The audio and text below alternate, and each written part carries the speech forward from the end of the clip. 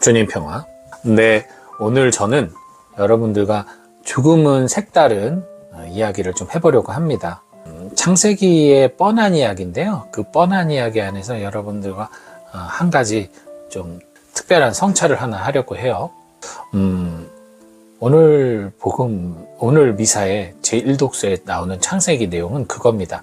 아담이 하와와 함께 선악을 알게 하는 나무 열매를 따먹고, 뱀의 유혹에 의해서 따먹고, 자신들의 알몸이 수치스러워서 그것을 나뭇잎으로 가리고, 하느님이 나타나시자 화들짝 놀라 숨어 있었어요.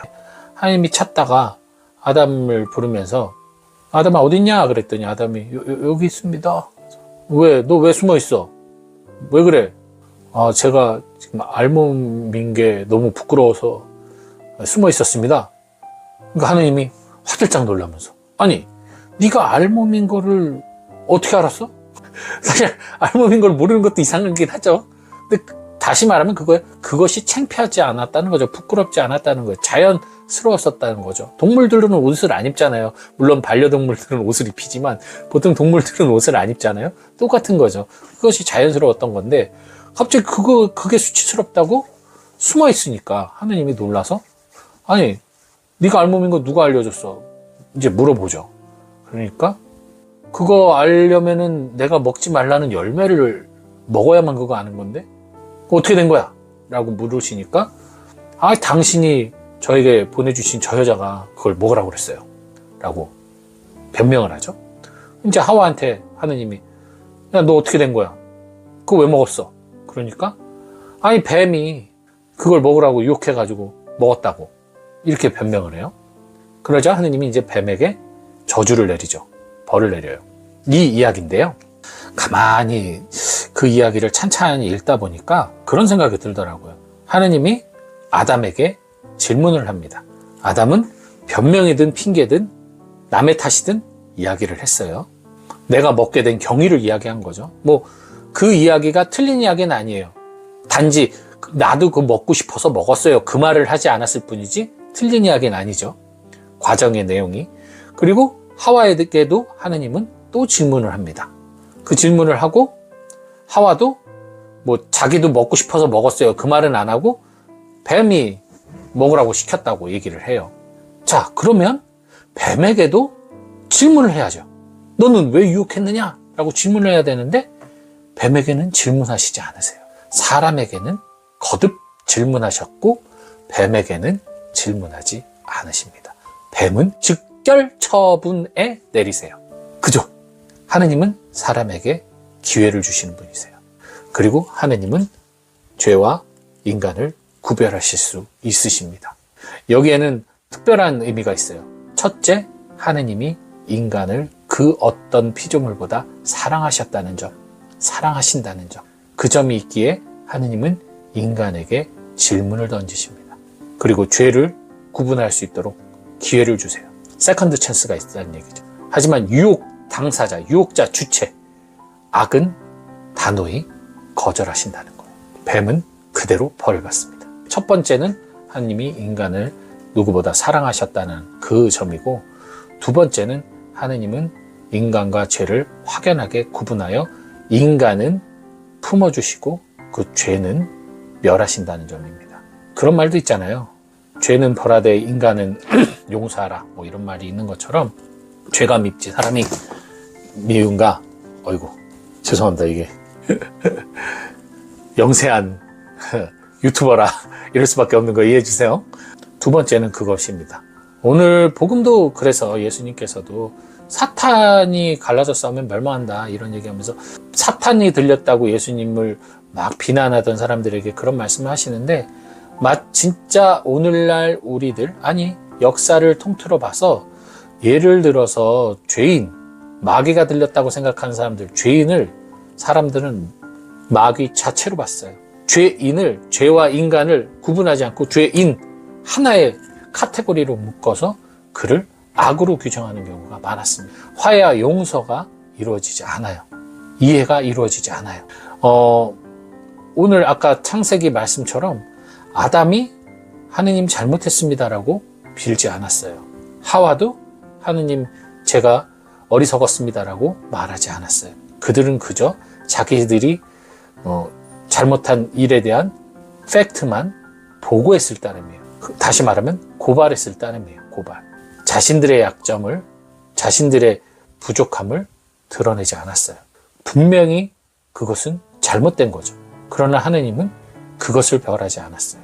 근원적인 것을 벌하셨어요. 바로 그들이 그런 마음을 먹도록 원인 제공한 유혹을 배격하셨어요. 유혹을 끊어내시자, 유혹을 배격하자 그들은 하느님 뜻에 순종하여 에덴 동산을 떠나죠.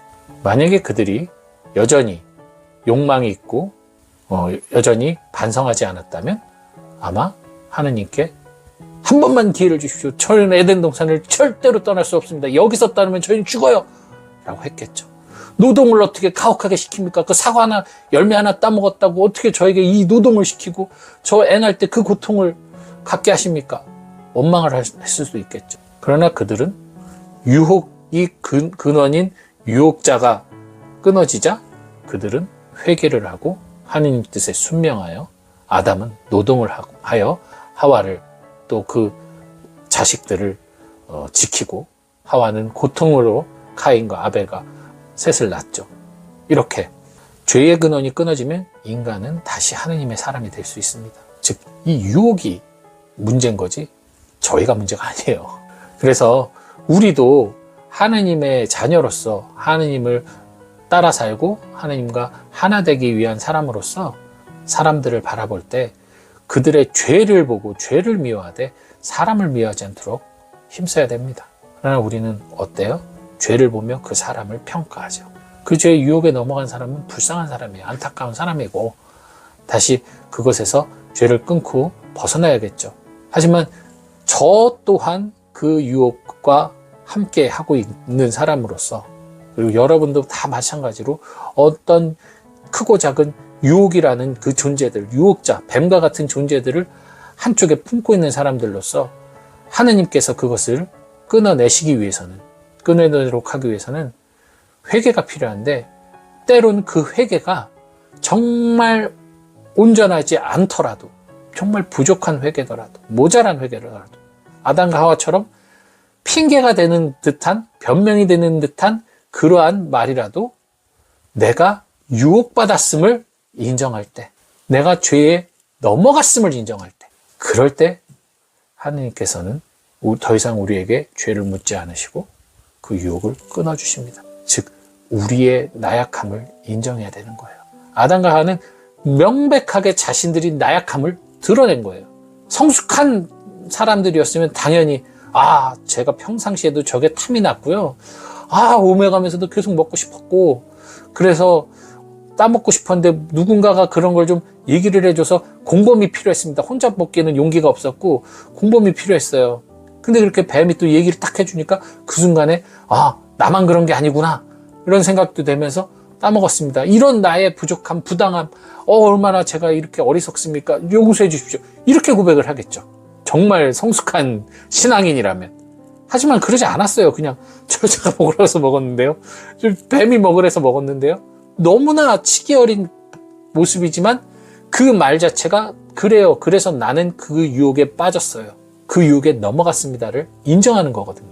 그게 제일 중요한 거예요. 우리의 신앙은 어린아이 같아요. 우린 하느님 앞에서 철부지 어린이에요. 하지만 내가 잘못한 것을 하느님 잘못했어요. 용서해 주세요.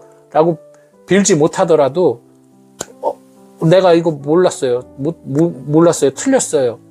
내가 이거 실수한 거예요. 나는 건 몰라서 내가 이렇게 했어요. 라고 솔직하게 나의 부족함을 인정할 때 그것이 하느님 우리 눈에는 너무나 별 볼 일 없는 회개를 할지라도 하느님께서는 충분히 그것만으로도 우리와 죄를 구별시켜 주실 수 있다는 사실. 정말 중요한 겁니다. 하느님 앞에서 나는 아무것도 아니에요. 그러니까 그냥 그거를 인정하면 돼요. 그럼 나머지는 하느님께서 정화를 시켜주시고 또 회복을 시켜주시면서 고귀한 품위로, 고귀한 지위로 다시 에덴 동산의 축복을 허락하신다는 거 잊지 마시고, 그러기 위해서 우리가 그렇게 그런 어린아이 같은 신앙에서 성숙할 수 있도록 노동과 고통이라는 이 두 가지 어떤 은사를 우리에게 주셨다는 것. 그것을 통해서 우리가 조금 더 깨닫게 되고 조금 더 이제는 하느님께 더욱더 막가진 회개를 할 수 있도록, 반성을 할 수 있도록 그렇게 성장하는 거예요. 그렇게 성숙하는 거고요. 그런데 정말 여기서 또 중요한 한 가지를 말씀드리고 싶어요. 그래, 그거는 이제 초심자들, 세례받은 사람들이 그렇게 하는 거고, 나는 신앙생활을 벌써 10년, 20년, 30년, 50년 한 사람인데 나는 이제 세련되게 회개해야지.